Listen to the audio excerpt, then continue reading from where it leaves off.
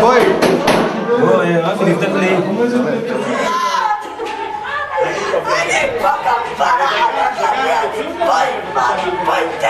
פינוי משפחה לרחוב זהו הצעד הברוטלי ביותר שיכול להיות עלי אדמות. זה פגיעה בכבודו של האדם עד כדי סכנה חברתית חמורה.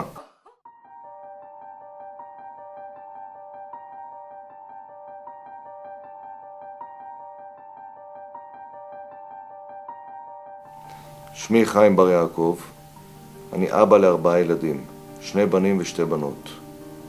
כיום אני מנהל את התנועה לחיים בכבוד.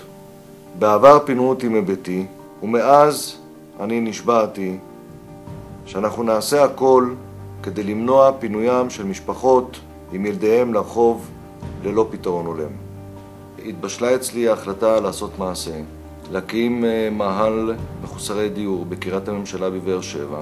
אנחנו הקמנו את התנועה לחיים בכבוד, הנפנו את דגל הדיור, ניהלנו מאבק במשך 9.5 חודשים. אנחנו הצלחנו להביא לכ-150 פתרונות לדיירי המאהל. נציגי משרד השיכון שהונחו על ידי השר החדש לפתור את הבעיה, הצליחו להגיע לעמק השווה עם מחוסרי הדיור.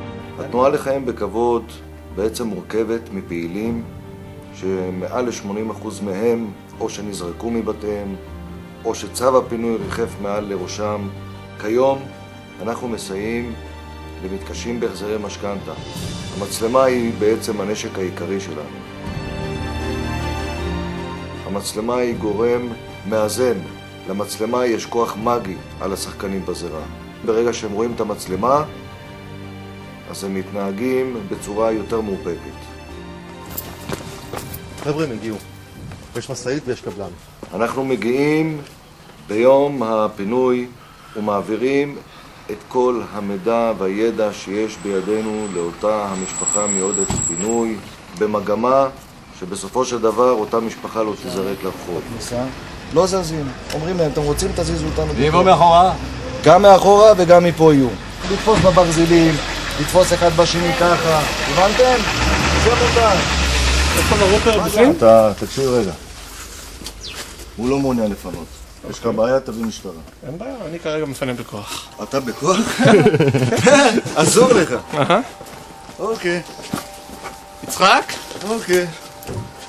אסור לך, אוקיי. נדחף בכוח. לא. אנחנו מכירים את כל התקנות והנהלים, גם של קבלני הוצאה לפועל וגם של השוטרים.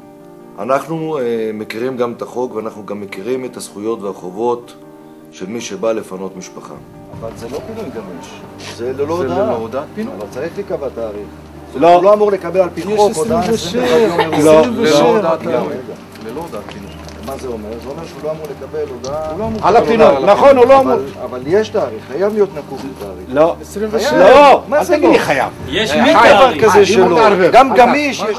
אדם שיש לו פינוי ומגיעים אליו הקבלן או השוטר והוא פותח להם את הדלת, אז הוא צריך לדעת שפתיחת הדלת הזאת היא סגירת דלת לו ולמשפחתו.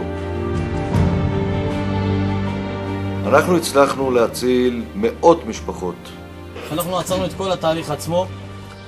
הוא נשלח, המוציא של הצו שהביא את הצו, הוא נשלח לתחנה לבירור על ידי משרד הסיור. אתה גם תגיע איתנו כדי להסדיר את כל העניינים בצורה טובה לשני הצדדים. בסדר?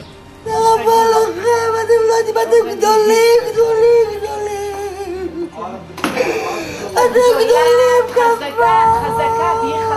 חזקה. פינוי לא יעשה ולא ייקחו שום דירה. את הדירה שלי לא ייקחו. אין פינוי. אין פינוי כמובן. המטרה שלנו היא לשנות את המדיניות הבנקים שעד היום גרמה לזריקתם של אלפי משפחות לרחוב ללא פתרון הולם. הזכות לדיור היא זכות שצריך לשמור עליה. גם אם לא שילמת במועד, לא איבדת אותה. הניסיון שלנו בשטח מוכיח בעצם שהיכולת שלנו להיות ביחד, היכולת שלנו לגלות סולידריות אחד לשני, היא תעניק לנו את הכוח לשנות ולהשפיע. החזון שלנו הוא לחיות בחברה צודקת יותר, חברה בעלת סולידריות, חברה שבה כל אחד תהיה לו תחושה של יכולת להשפיע ולשנות.